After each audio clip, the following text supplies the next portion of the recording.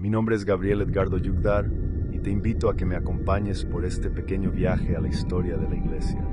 Te invito a suscribirte y a ayudarme dándole un me gusta a este video. ¿Preparado para el viaje? Comencemos. Hola amigos, bienvenidos una vez más a este viaje por la historia de la Iglesia. Vamos a ver el tema de la sucesión apostólica.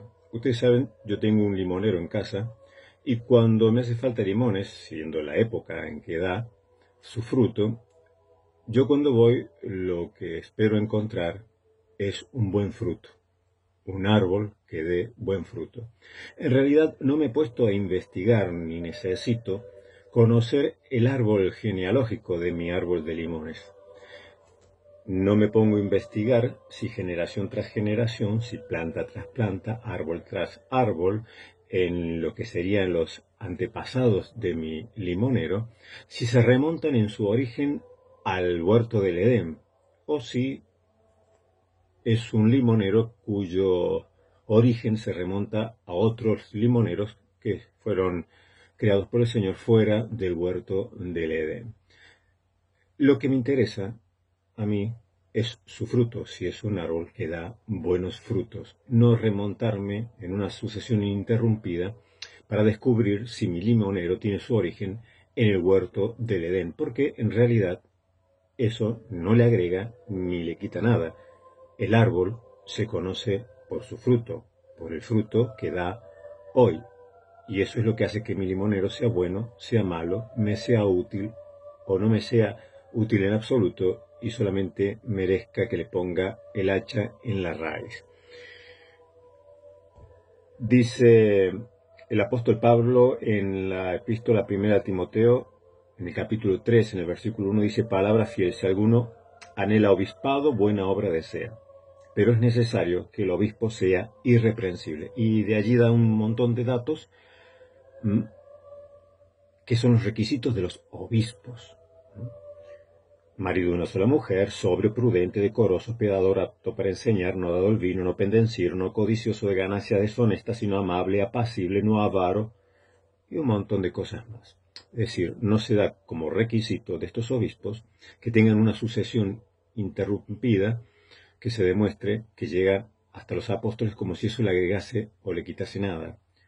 Porque, como dice también el mismo apóstol Pablo en Efesios, que Dios mismo constituyó a unos apóstoles, a otros profetas, a otros evangelistas, a otros pastores y maestros. Es decir, que los ministerios los da Dios y los constituye Él. Y eso es lo que importa, porque como dijo también el Señor Jesucristo, el árbol se conoce por su fruto. Y a mí lo que me interesa es que si alguien me dice que es un obispo de Dios, que está puesto por Dios, a mí lo que me interesa no es su pedigrí, no es saber a dónde se remontan sus antepasados. Yo me voy a dar cuenta, yo ya sé dónde remontará su origen por los frutos. A mí me interesan los frutos. Yo necesito que me muestres su fruto. Y viendo sus frutos, yo sé si es un verdadero obispo, es un falso obispo, es un obispo que representa a Dios o es un obispo fraudulento. Porque el requisito del obispo es esto, lo que dice Pablo aquí. Entonces, ¿de qué surge la sucesión apostólica? ¿Es una condición sine qua non para cualquier obispo o cualquier sacerdote o pastor de la iglesia? ¿Aquel que dirige a sus fieles? ¿Es un requisito indispensable? ¿O es solamente un invento de hombres para mantener cautivos las voluntades de sus fieles? En estas cuestiones ya sabemos del fetichismo y de los fieles que se sienten sobreabrumados, ¿no? Cuando empiezan a decirle, bueno, yo soy puesto por Dios y nadie puede juzgarme porque yo soy ungido por Dios, porque yo tengo, mis orígenes se remontan a los apóstoles. No miren mis frutos en realidad, sino la autoridad la tengo igual. Bueno, vamos a ver, porque esto comienza precisamente de la sucesión apostólica con Ireneo de Lyon. Ireneo de Lyon escribe su gran obra contra los herejes en su disputa con los gnósticos, tratando de demostrar la falsedad de los gnósticos.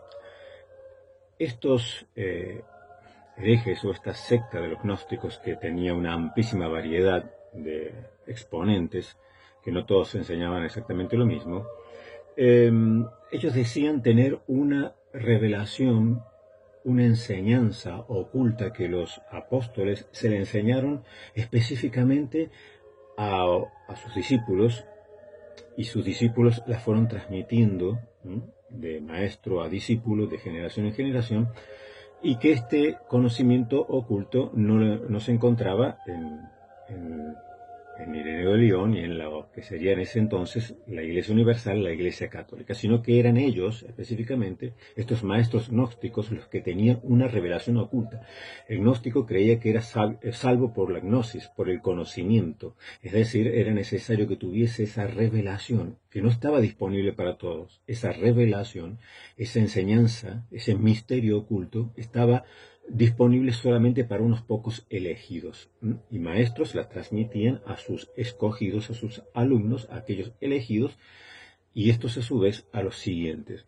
Por lo tanto, contra ellos disputa Ireneo de Lyon. Lo que Ireneo de Lyon le está tratando de demostrar a estos herejes, que decían que tenían una enseñanza particular, un misterio, una revelación que solamente había sido transmitido por ellos desde los apóstoles, entonces él está diciendo y confrontando a estos gnósticos, diciéndole, bueno, ¿y por qué, si ustedes tienen una enseñanza que dice que la recibieron de los apóstoles, las iglesias que fundaron los apóstoles, que ellos establecieron allí los líderes, los obispos, los presbíteros, y a su vez así se fueron sucediendo unos a otros, porque ellos no tienen estas iglesias que han sido fundadas por los apóstoles, como Roma, como Éfeso, como Esmirna, como Corinto, como la iglesia de Tesalónica, como la de Jerusalén, como la de Antioquía? Porque ellos no tienen esta revelación, no enseñan nada parecido a estas cosas, a estos misterios ocultos que ustedes dicen que tienen, que han recibido de los mismos apóstoles. ¿Cómo es posible? Si nosotros tenemos las iglesias que fueron fundadas por los apóstoles y no hay ninguna enseñanza parecida a la de ustedes, ¿no? Entonces, en el libro tercero, en el capítulo 3 de esta obra magna de Ireneo de Lyon del siglo II, dice Ireneo, todos los que desean discernir la verdad pueden contemplar en todas las iglesias la tradición apostólica que se manifiesta en el mundo entero. Podemos enumerar los obispos que fueron establecidos por los apóstoles en las iglesias y sus sucesores hasta nuestros días, los cuales no han enseñado nada ni conocido nada que se parezca a las imaginaciones delirantes de estos hombres, porque si los apóstoles hubiesen sabido misterios ocultos para ser enseñados exclusivamente a los perfectos a escondidas de los demás, los hubiesen comunicado antes que a nadie a aquellos a quienes confiaban las mismas iglesias que fundaban. Luego dice en el punto 2 de este mismo libro tercero, sería el capítulo 3 en el punto 2, como sería demasiado largo en un escrito como el presente enumerar la lista sucesoria de todas las iglesias, nos limitaremos a la mayor de ellas, la más antigua y la más conocida de todas, la iglesia que en Roma fundaron y establecieron los dos gloriosos apóstoles Pedro y Pablo. Ireneo de Lyon, recordemos que aunque venía de Oriente, se establece en la Galia, y allí es puesto como obispo, allí ejerce su ministerio. Entonces las Galias estaba bajo la jurisdicción de la Iglesia de Roma, del Patriarcado de Roma. Entonces Ireneo de Lyon, confrontando con estos gnósticos, dice, bueno, no voy a mencionar la lista de todos los obispos que han sucedido en las iglesias, en los demás patriarcados o grandes iglesias fundadas por apóstoles, porque no terminaría nunca. Entonces vamos a elegir una. Obviamente Ireneo va a elegir la que está donde él está, la sede que abarca la zona donde él está, la Galia. ¿Cuál es la sede que abarca, el patriarcado que abarca, que tiene jurisdicción sobre esa parte? Pues la de Roma. Entonces él comienza a mencionar a los obispos en el punto 3 y dice, en efecto, los apóstoles, habiendo fundado y edificado esta iglesia, la de Roma, entregaron a Lino, pero presten atención que siempre dice que la iglesia de Roma, que sabemos que no la fundaron Pedro y Pablo, está hablando de una manera simbólica, él también lo sabía, no se sabe exactamente quién fundó la iglesia de Roma. Cuando Pablo y cuando Pedro van a Roma, ya la iglesia estaba dinámica, ya era una iglesia creciente, ya era una iglesia con autoridad. Lo vemos por la misma epístola que Pablo le manda a los romanos, en la cual tampoco menciona a Pedro, por lo cual quiere decir que Pedro en esa época todavía no había ejercido su ministerio, o si fue solamente a morir a Roma, pero Pablo no lo menciona porque por aquella época Pedro no se encontraba en la iglesia. Pero siempre mencionará en forma plural. Nunca Ireneo de León ni los padres de la iglesia dirán que la iglesia de Roma la fundó Pedro, para sentar la autoridad sobre Pedro.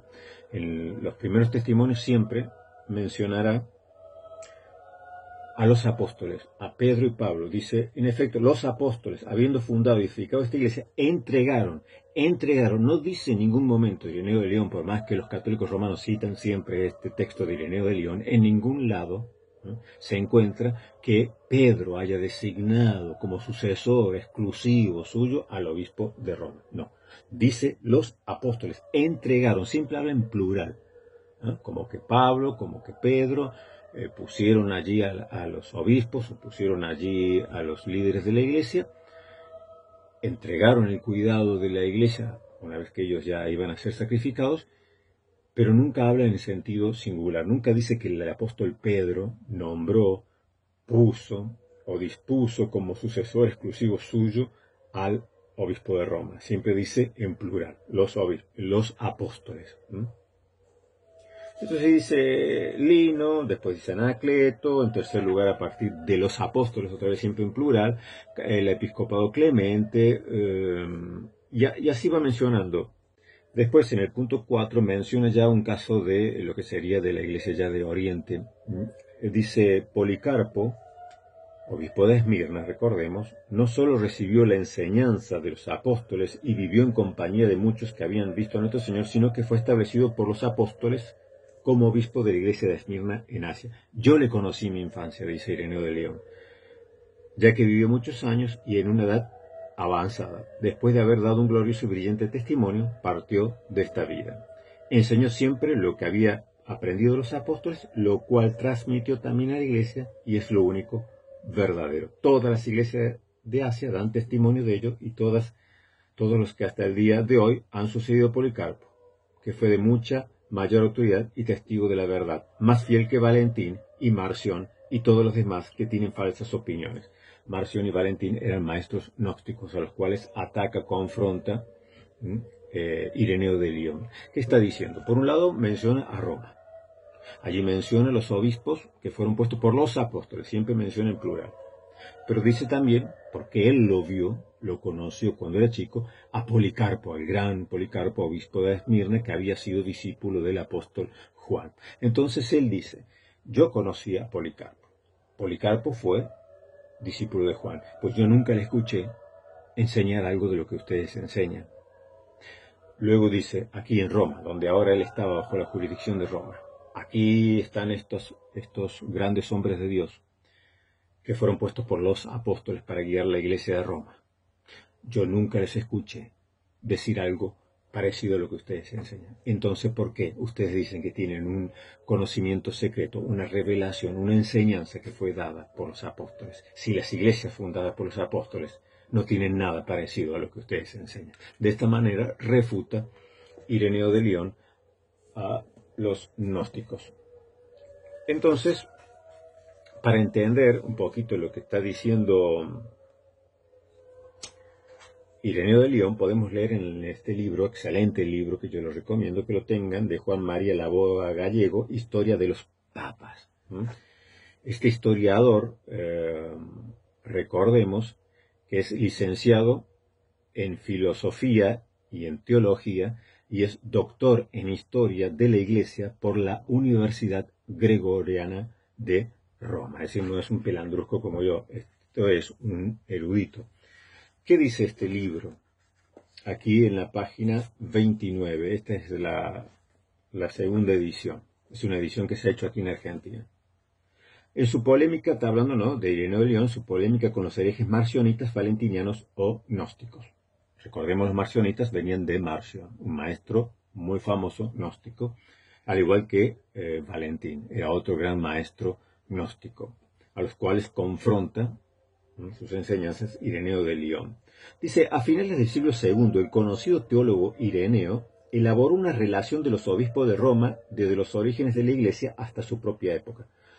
Pedro y Pablo, no menciona a Pedro solo, sino dice Pedro y Pablo, y de ahí para abajo, Lino, Anacleto, Clemente, Evaristo, Alejandro, Sisto. Bueno, va mencionando. Dice, para nosotros esta lista, hasta Pío, solo son nombres. No conocemos directamente nada de ellos, y es posible que se trate de presbíteros de las sucesivas etapas. ¿Qué quiere decir esto? Simplemente que los documentos que nos quedan del primer siglo del cristianismo nos indican que eran los presbíteros quienes gobernaban colegiadamente la comunidad romana.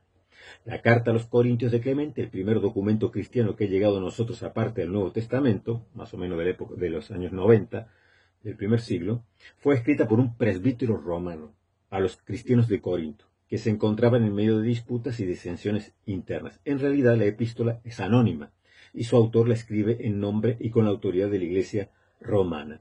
Llama la atención a los de Corinto, corrige su actuación y de paso señala que la Iglesia romana está dirigida y administrada por un conjunto de presbíteros, lo cual no quiere decir que todos fueran de igual rango, ya que es posible que algunos fueran más importantes que otros. ¿Qué está diciendo aquí? Ireneo de León no está haciendo un relato histórico, no es Eusebio Cesarea que está haciendo detalladamente una historia eclesiástica. Ireneo de León está en plena disputa con los herejes. A Ireneo de León no le interesa el dato exacto histórico. A Ireneo de León le interesa refutar a los gnósticos que pretenden tener una enseñanza que solamente la conocen ellos y que los otros cristianos no la conocen.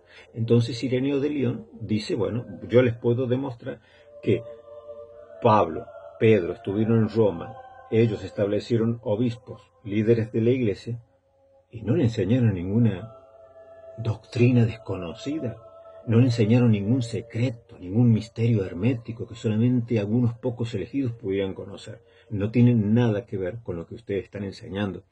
Entonces menciona a Gilino, Anacleto, bueno. Este autor, ¿qué nos está diciendo? Que coincide en esto con los demás eruditos, ¿no?, que han estudiado esa época de la iglesia. La iglesia de Roma hasta el año 140 nunca fue gobernada por obispos, sino por un colegio, un cuerpo de presbíteros. Fue una de las últimas iglesias en adoptar el sistema de una sola persona, de un obispo, de un episcopado monárquico, porque estaba muy influenciada Roma por el sistema de las sinagogas o el sistema judío. Fue una de las últimas en adaptarse al sistema de un gobierno de un solo obispo. Estaba gobernada hasta el año 140, estuvo siempre gobernada por un colegio de presbíteros. No hubo un obispo. Entonces, ¿qué dice este autor? ¿Por qué menciona? ¿Está inventándose nombres? No, no está inventándose nombre Ireneo de León. Pero tampoco es cierto que eran los obispos exclusivos de la iglesia, que la iglesia estaba gobernada monolíticamente por un obispo monárquico. Uno solo gobernaba Roma. No. Eso lo dice este autor y todos los autores que son especialistas en aquella época de la iglesia primitiva. Lo que pasa es que Ireneo de León, como no le interesa la historia, sino lo que le interesa es refutar, debatir contra la herejía gnóstica, toma uno de ese cuerpo de presbítero que había. Toma a Lino. No estaba Lino solo. Anacleto, no estaba Anacleto solo. Sixto, no estaba. Era un cuerpo. Pero tal vez no todos eran iguales. Habían algunos que tenían mayor autoridad, como siempre, ¿no? Ya sea por su testimonio de vida, por su sabiduría, por lo que fuese, siempre había uno que destacaba del resto. Pues a ese menciona Ireneo de León, porque hasta el año 140 no se puede demostrar bajo ningún concepto, de ninguna forma, de que hubo un episcopado monárquico en Roma, sino que era un cuerpo colegiado de presbíteros, que algunos destacaban más que otros. Esto también pasa en nuestras iglesias protestantes. Ustedes verán que hay iglesias que tienen 2 o 3 pastores, o 4 o 5 pastores, ancianos, pero hay uno que siempre es el principal, ¿no? Tal vez porque el que fundó la iglesia, tal vez porque el que tiene mayor conocimiento, tal vez porque tiene mayor edad, por lo que sea. Entonces lo que este autor está diciendo es que Ireneo de León toma el nombre, para no mencionar la cantidad de uno de cada uno. Tomó a Lino de los primeros, a este del segundo, a este Clemente, porque Clemente de Roma, es verdad, aquí lo menciona Ireneo de León como uno de los sucesores de los apóstoles, Pero la epístola de Clemente que dirige a los Corintios, nosotros le llamamos de Clemente. Se la conoce como la epístola de Clemente, pero en la epístola en ningún lado figura el nombre de Clemente. Siempre habla en plural, nosotros, nosotros. Nunca habla con una autoridad como si él fuese el obispo de Roma, el papa, el que tiene la mayor autoridad de jurisdicción. Siempre habla en una forma colegiada. Siempre habla en plural, nosotros. Porque hasta el 105, hasta el 140, hasta mitad del siglo II, no hay pruebas de que en la Iglesia de Roma haya habido un episcopado monárquico, sino un episcopado colegiado, es decir, presbíteros. Ireneo de Lyon, simplemente para facilitar las cosas, así como dice, no voy a mencionar todas las iglesias apostólicas, voy a tomar una. De todas tomó una, Roma, porque es la que estaba más cerca y donde él podía más fácil investigar. No voy a mencionar a todos, menciona uno de cada uno. Esto lo dice este autor católico romano y otros eruditos católicos romanos. Que hasta el año 140 no había obispos en Roma que fuesen los que guiaban la iglesia en un sentido monárquico, como pudiésemos decir, Lino era el papa. No, no lo era. Era uno de los presbíteros que había, tal vez el de mayor rango, tal vez el de mayor autoridad, tal vez el más anciano, tal vez el más conocido, tal vez el que mejor predicaba, el que más conocimiento tenía, no lo sabemos. Pero Ireneo de Lyon va tomando uno, porque a él no le interesa el detalle histórico, le interesa rebatir a los herejes.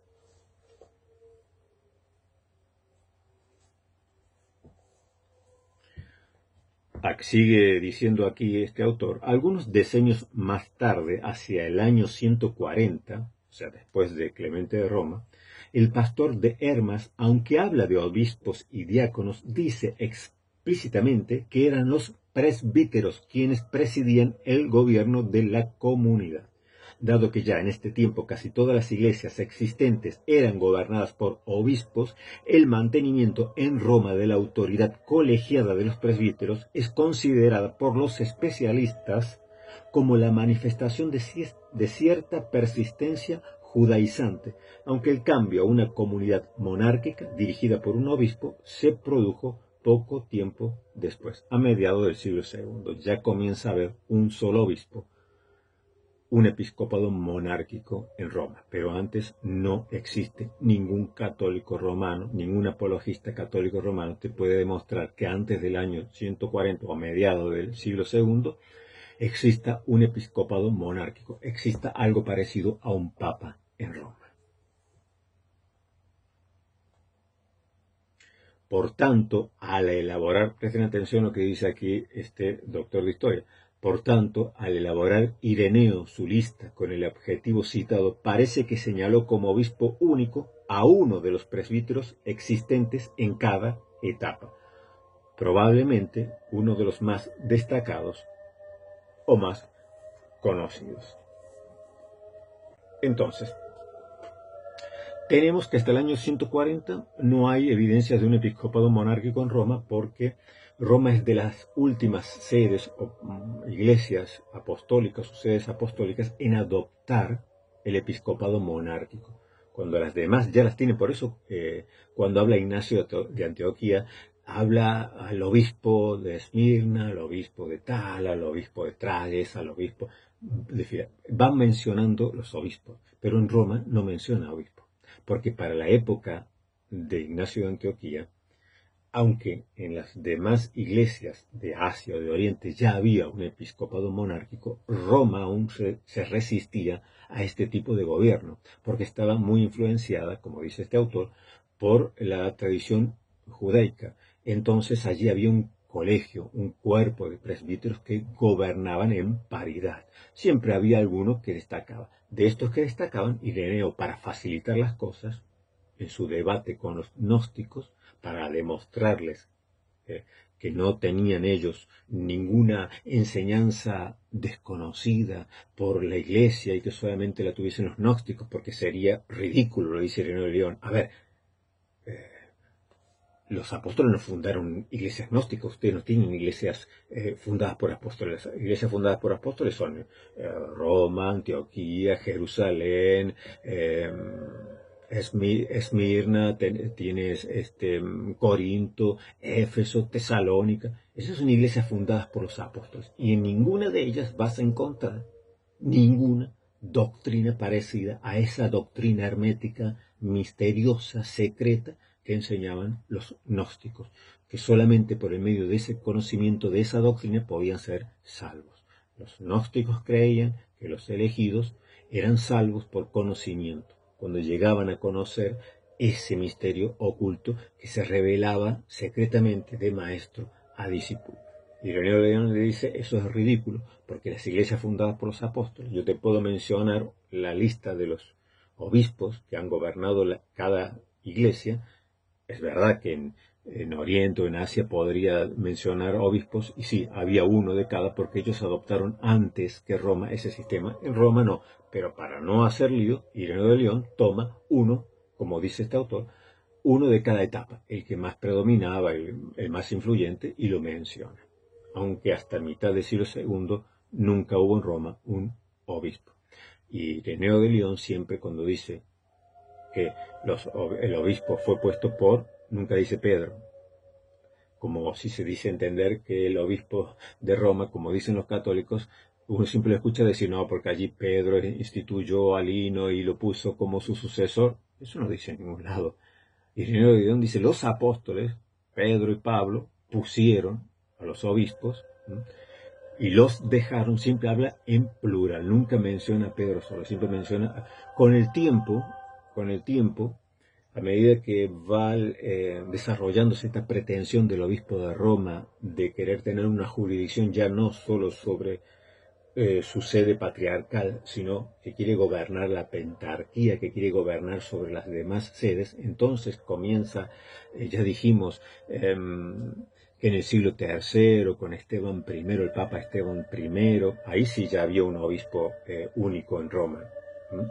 Esteban I, por ejemplo, que tiene la disputa con el gran obispo de Cartago, Cipriano de Cartago, porque ya comenzaba a reclamar para sí la perícopa de Mateo, donde dice, tú eres Pedro y sobre esta piedra edificaré mi iglesia. Entonces allí comienza por primera vez un obispo de Roma a reclamar, en la época de Esteban, en el siglo III, el Papa Esteban I, allí por primera vez comienza un obispo de Roma a reclamar que esa perícopa de Mateo le pertenecía al obispo de Roma. Se refería a Pedro como piedra de la iglesia y a su sucesor, el obispo de Roma. Recuerden ustedes que yo les mencioné también, que sale en este libro, Construcción de la Iglesia, como el León Magno, que es San León Magno, es del siglo V, el Papa León Magno, él quiere demostrarle a los demás patriarcados y a los demás obispos que él tiene jurisdicción sobre los demás, porque hay una carta de Clemente de Roma, de quien estuvimos hablando, del mismo que mencioné Ireneo de León, pues había una carta que había sido enviada, así como Clemente de Roma envió una carta a los Corintios, que es la que conservamos como la primera epístola de Clemente a los Corintios, también había una carta que le había enviado a Santiago, allí en Jerusalén, Santiago, el que se le llama el hermano del Señor. En esa carta, Clemente de Roma, el obispo de Roma, le comenta a Santiago que el apóstol Pedro nombró como su sucesor exclusivo al obispo de Roma. Sería en su época a Lino. Entonces, León Magno, mucho tiempo después, esto en el siglo V, quiere demostrar con esa carta que él es el sucesor exclusivo de Pedro. ¿Cuál fue el problema? Que se demostró que esa carta era una falsificación de finales del siglo IV. Entonces, ¿cómo nace el tema de la sucesión apostólica? En las Escrituras nada dicen acerca de eso. Simplemente Pablo le dice, te encargo que lo que has oído de mí se lo enseñes a hombres que sean idóneos para enseñar. Y ¿cuál es el calificativo, los requisitos para que sea idóneo? Ya lo leímos ahí en 1 Timoteo en el capítulo 3, que el obispo debe ser irreprensible. Esa es la condición que le da. No se habla de una sucesión apostólica. ¿Por qué Ireneo de León lo utiliza? Porque en esa época hablar de una sucesión apostólica era fundamental para luchar contra la herejía, porque era demostrable. Ireneo de León dice: yo conocí a Policarpo, obispo de Esmirna, yo le oí predicar y él nunca dijo ninguna de las burradas que ustedes están enseñando como misterio exclusivo, revelado solo a ustedes. Es decir, Ireneo de León dice: yo escuché a Policarpo, Policarpo escuchó al apóstol Juan. En Roma tenemos a tales y tales y tales obispos que han escuchado a Pedro y a Pablo y nunca han enseñado una cosa como la que enseñó usted. Obviamente es muy importante en aquella época la sucesión apostólica, pero estamos hablando del siglo II, no del siglo XXI. No puedes, si tú me mencionas a los obispos que mencionaba Ireneo de León, esos presbíteros, esos obispos eran irreprensibles. Estamos hablando del siglo, mencionados hasta el siglo II, a mediados del siglo II, cuando en Roma muchos de estos presbíteros y obispos habían dado la vida, habían sido martirizados, eran mártires, eran hombres de testimonio, cumplían los requisitos que dice aquí Pablo que debe cumplir, eran irreprensibles y fueron martirizados la mayoría de ellos. Entonces, claro que era muy útil para ese entonces, pero lo que fue útil para el siglo II no tiene por qué sernos útil hoy, porque en aquel entonces no se usaba la sucesión apostólica para imponer una autoridad. Aquí nunca vemos que Ireneo de León reclama una autoridad por ser sucesor de tal o de cual, o que estos tenían una autoridad que todos tenían que someterse, simplemente para decir: no, mira, estos son sucesores. Yo conocí a uno que conoció al apóstol Juan. O sea, la inmediatez. Fíjense la inmediatez, por eso valía tanto el testimonio y la sucesión apostólica en aquel entonces. Dice: yo nunca escuché predicar a esto que ustedes están enseñando. Entonces con esto los refuta. Pero esto es el siglo II. No puedes comparar la iglesia de Roma del siglo II con el siglo XXI. Ireneo de León dice que con esta iglesia de Roma, todas las iglesias del orbe tienen que estar de acuerdo. Y yo digo amén, soy el primero. Con esa iglesia de Roma que menciona Ireneo de León, yo también digo amén. Todos tenemos que estar de acuerdo. Es la iglesia de Roma del siglo II, del siglo I y del siglo II. Una iglesia llena de héroes, una iglesia llena de mártires, una iglesia donde la ortodoxia se mantenía en alto. Siempre la iglesia de Roma en estos primeros siglos fue un baluarte de la ortodoxia, de la sana doctrina, custodio de la fe. Y yo digo, como primero digo, amén, sí, amén a lo que dice Ireneo. Pero no me vengas a decir que en el siglo XXI, con todo el agua que ha pasado debajo del puente, tengamos que decir lo mismo que Ireneo de León. Si hoy Ireneo de León viviese, nunca diría: con la iglesia de Roma tienen que estar de acuerdo todas las demás iglesias. Eso es anacrónico, eso es una locura. Ahora, yo mismo digo, con la iglesia del segundo siglo de Roma tenemos que estar de acuerdo. Amén, claro que sí, con estos testimonios y con estos santos hombres que lideraron la iglesia, en época de Pablo, en época de Pedro y en época de Clemente de Roma, y lo que menciona allí Ireneo de León. Y en época de Ireneo de León eran baluartes de la fe, eran grandes sedes apostólicas donde se mantenía la ortodoxia firme. Por eso, y algunos me quieren refutar mencionándome estos textos de Ireneo de León como si yo los ignorase, no los conociese, no estuviesen a mano, donde claramente dice: sí, todas las iglesias tienen que estar de acuerdo con esta gran sede de Roma. Pero por supuesto, yo digo amén, la del siglo II, la Roma del siglo II, pero no me quieras vender la Roma del siglo XXI y compararla con la Roma, con la ortodoxia, con la seriedad, con los mártires, cómo vivían esos santos hombres de Dios, con lo que ha sido ahora. Entonces, en ese entonces, hablando de poquitas generaciones, era muy valioso la sucesión apostólica. Pasado esto, la sucesión apostólica se convirtió en una cuestión para manipular a las personas y reclamar. Ya no es la ortodoxia, ya no es reclamar autoridad.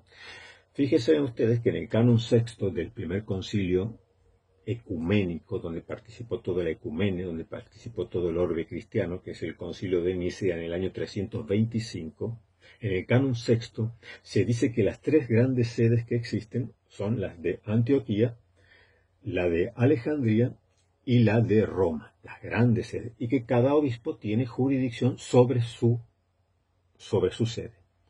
Esto es un testimonio clarísimo en contra de aquellos apologistas que dicen o insisten o pretenden vendernos el cuento de que el obispo de Roma siempre tuvo jurisdicción universal, porque el concilio de Nicea lo desmiente en el canon sexto. Dice que el obispo de Antioquía tiene jurisdicción sobre su sede, sobre la zona que abarca su sede. El obispo de Alejandría tiene jurisdicción sobre su sede, las diócesis que abarcan su sede. Y el obispo de Roma tiene jurisdicción, igual que los demás, sobre su sede, sobre las diócesis que abarcan o comprenden su sede. Pero no dice que tiene jurisdicción sobre las demás. Hasta entonces no estaba Constantinopla. Antioquía de Siria había estado Pedro ministrando. Antes que en Roma estuvo Pedro. Allí lo vemos, en la Biblia habla de que Pedro, ¿no es cierto?, estuvo allí trabajando y supervisando en Antioquía de Siria. Alejandría, dicen que fue fundada por Marcos, el discípulo de Pedro. Y Roma estuvo el apóstol Pedro. Entonces, los papas, por ejemplo, en el siglo IV, por ejemplo, Dámaso es uno de los que insisten en esto, afirmaban que la sede petrina estaba en estos tres patriarcados, no solamente en Roma. Ustedes van a ver, y esto también lo pueden leer y encontrar en este excelente libro de Sotomayor, Historia de la Iglesia Primitiva. El Papa Dámaso es uno de los que insisten en que, si es verdad lo del concilio que hubo en Roma en el 382, si es verdad, esto también lo aclara ese mismo autor,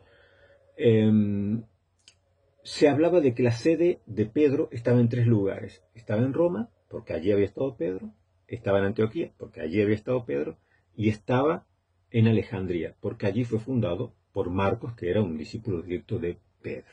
Entonces los papas decían, la sede de Pedro está en estos tres lugares, y los tres obispos somos como uno. La autoridad de Pedro está en los tres. Esto es verdad y es testimonio, hay testimonio por los escritos de los mismos obispos de Roma, donde hablan y tratan de imponer esta idea de que las tres sedes son la sede petrina, tanto Roma, Alejandría y Antioquía de Siria. Todo bien hasta que llega el segundo concilio en el 381, el concilio de Constantinopla, precisamente porque la ciudad, la capital del imperio, pasa de Roma a Constantinopla, a Bizancio. Allí se pone en el concilio de Constantinopla, segundo concilio ecuménico en el año 381, se establece que la nueva Roma, es decir, Constantinopla, ocuparía el segundo lugar. Esto fue un golpe muy duro para los demás patriarcas.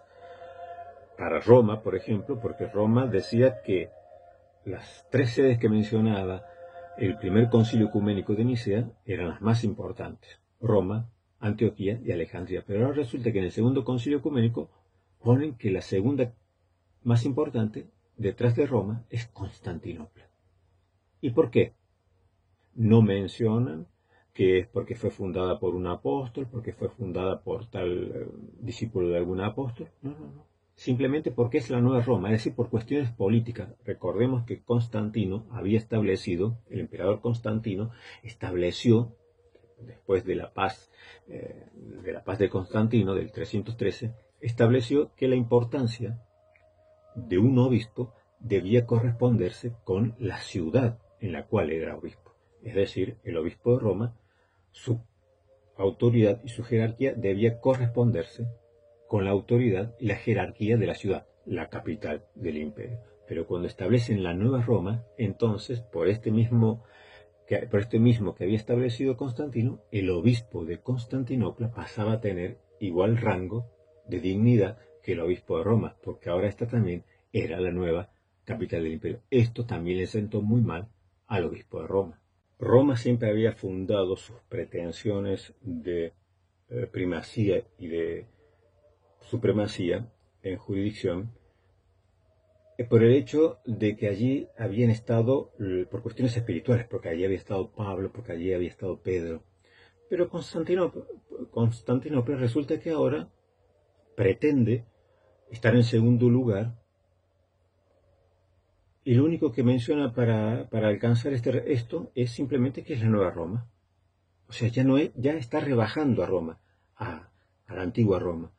Porque está diciendo que no es por cuestiones de que si allí fue fundada por un apóstol, si estuvo Pedro o no estuvo Pedro, simplemente porque es la nueva Roma. Entonces la otra Roma, la vieja Roma, tenía autoridad por cuestiones políticas. Es decir, la dignidad del obispo de Roma se basaba no en cuestiones espirituales, sino en cuestiones políticas. Al igual que en la nueva Roma, Constantinopla. Su jerarquía ahora pasaba a segundo plano, a segundo lugar, por cuestiones políticas. Nada tenía que ver las cuestiones espirituales. Pero ya después en el concilio de Calcedonia, en el 551, en el 451, en Calcedonia, se establece en el canon 28 de que el obispo de Constantinopla pasa a tener igual rango, ahí ya sí, definitivamente se equiparan los dos.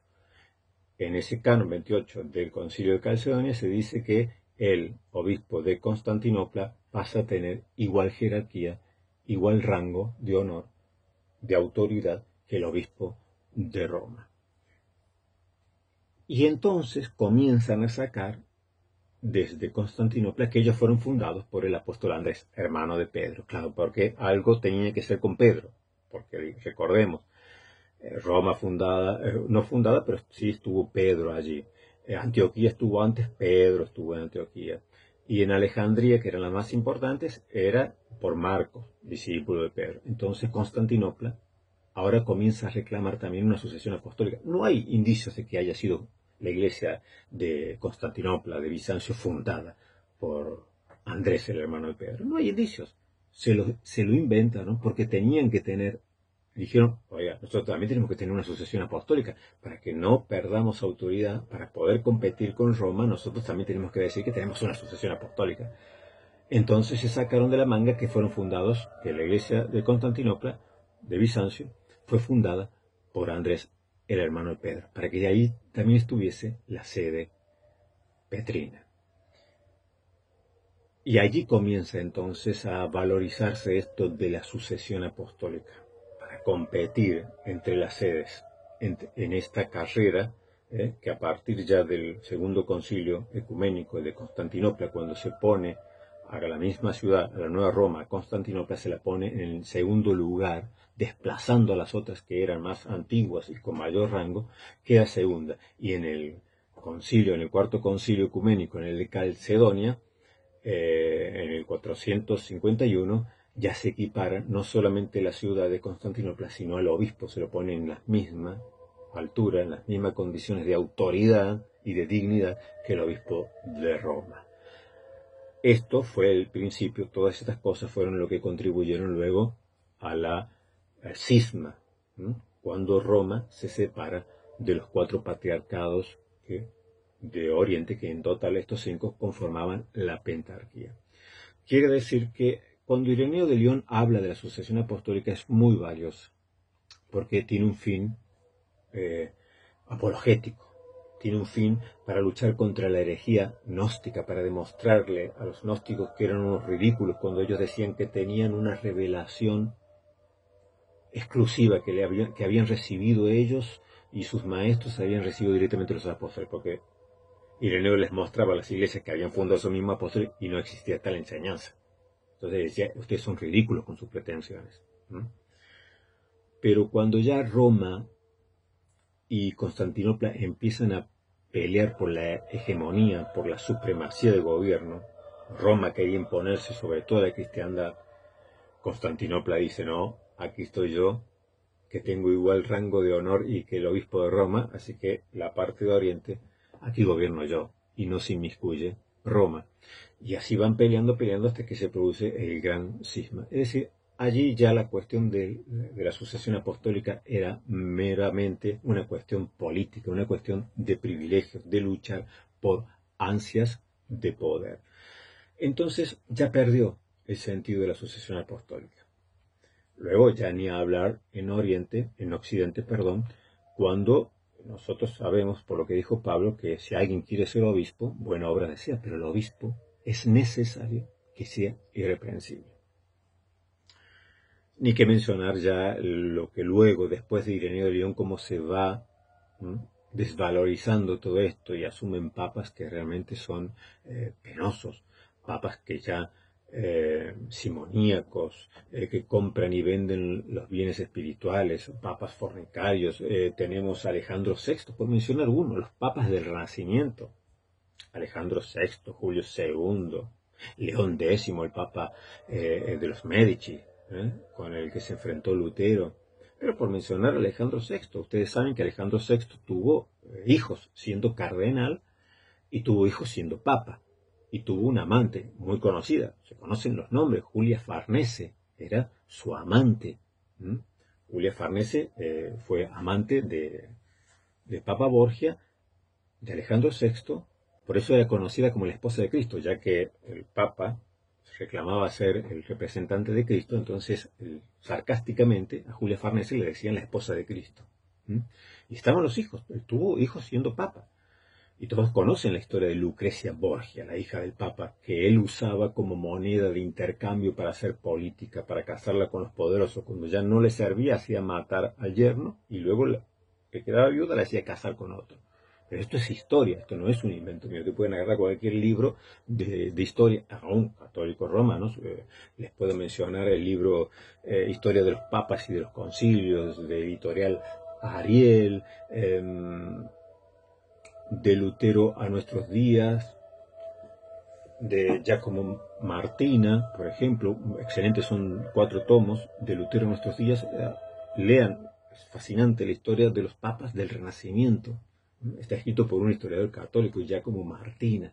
Alucinante las cosas que van a encontrar allí, porque ese no se calla nada, es un historiador católico, llama a Lutero un rebelde. O sea, no es que habla bien de la reforma protestante, pero con los papas no se calla en absoluto. Dice todas las barbaridades, las orgías que hubo en el Vaticano, y las menciona todas.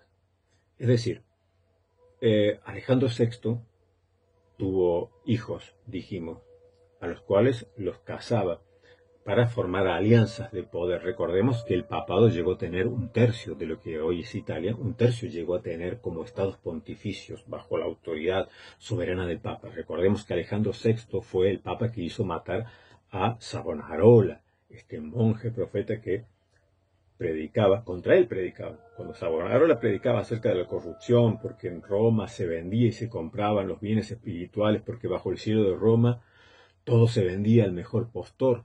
En épocas de Alejandro VI, también ese dicho que en la época de Alejandro VI, Dios no quiere la muerte del pecador, sino que viva y pague.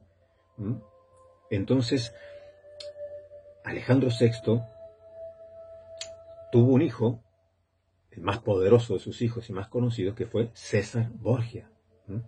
César Borgia lo pone él, el mismo Papa, como príncipe en esos estados pontificios, le da muchísimo poder y era más terrible que el mismo Papa. El mismo Papa hacía matar al que se lo ponía, pues César Borgia, su hijo, es aún más perverso. Tal es así que Maquiavelo se inspira en el hijo del Papa, se inspira en el padre y en el hijo, pero sobre todo en César Borgia, el hijo del Papa, se inspira para escribir El Príncipe de Maquiavelo, ese príncipe maquiavelista, ¿no? Ese maquiavélico. Bueno, ese príncipe maquiavélico era César Borgia, terrible, cruel. Pues el Papa Borgia era exactamente lo mismo. Y murió envenenado. Dicen que estaba por envenenar a un cardenal, pero este cardenal, sabiendo lo que iba a hacer, le pagó a uno de los sirvientes de allí de Alejandro VI y cambió las copas. Entonces el veneno se lo tomó el Papa Alejandro VI. Terminó muriendo, luego de una larga agonía, terminó muerto, envenenado. Este es el Papa favorito del padre Javier Olivera Rabasi, que lo defiende y alaba como si fuera... Claro, ven, pero no importa. No importa que haya sido un fornicario, que haya tenido su amante. Julia Farnese tenía un hermano. El Papa Alejandro VI, Papa Borgia, Rodrigo Borja, porque era español, Rodrigo Borja, en italiano era Borgia, Alejandro VI. lo favorece este hermano. El hermano de su amante termina luego siendo papa también. Pero bueno, dijimos que tuvo muchos hijos, por lo menos se calcula que entre 5 y 6 hijos tuvo este Papa Borgia. El más conocido son César Borgia, que es el más perverso, y Lucrecia Borgia, que la usaba como moneda de cambio para obtener poder, para casarla con poderosos y así obtener alianzas de poder. Pero claro, a Ravasi no le importa la vida de Alejandro VI, no importa si no cumplía con ninguno. Marido de una sola mujer, sobrio, prudente, decoroso, hospedador, apto para enseñar, no dado el vino, no pendenciero, las fiestas, las orgías que hacía Alejandro Borgia en el Vaticano. Pero no importa. Para el sacerdote Ravasi, para todos ellos no importa. Lo tienen en alta estima, es un grandísimo papa, porque tiene sucesión apostólica. Se importa el pedigrí. Pero si tú remontas a César Borgia, perdón, Alejandro Borgia, Alejandro VI, Papa Borgia, se remonta hasta los apóstoles, tiene sucesión apostólica. ¿Y de qué te sirve la sucesión apostólica si no cumple con ninguno de los requisitos que da Pablo en Timoteo y luego le repite estos mismos requisitos a Tito? ¿De qué te sirve? ¿Se dan cuenta? Entonces aquí terminó siendo más importante esto que es extrabíblico, que es la sucesión apostólica, y lo que es bíblico, el requisito de los obispos, terminó siendo ninguneado. No importa. No importa si no cumple con ninguno de estos requisitos, pero tiene sucesión apostólica. Entonces, el árbol se conoce por sus frutos. Mi limonero, a mí lo que me interesa es cuando yo voy a buscar fruto, tenga un buen fruto. Eso es lo único que me importa. A mí que me importa si Alejandro VI puede presumir en el infierno de que él tiene sucesión apostólica, si está pudriéndose en el infierno por lo corrupto que fue. Quiso matar a un cardenal y terminó muerto él porque se bebió el veneno que había preparado para el otro. Aparte de todas las tropelías que hizo en su vida, bueno, lean la vida de César Borgia, el hijo del Papa Borgia, y la vida de Alejandro VI, Rodrigo Borgia o Rodrigo Borgia, el Papa del Renacimiento. Da comienzo al Renacimiento en la época de los Reyes Católicos. Y bueno, o el de León X, que fue el papa con el cual se enfrentó Lutero, que venía de los poderosos Médicis, vivía como un príncipe. Entonces, ¿qué importa más?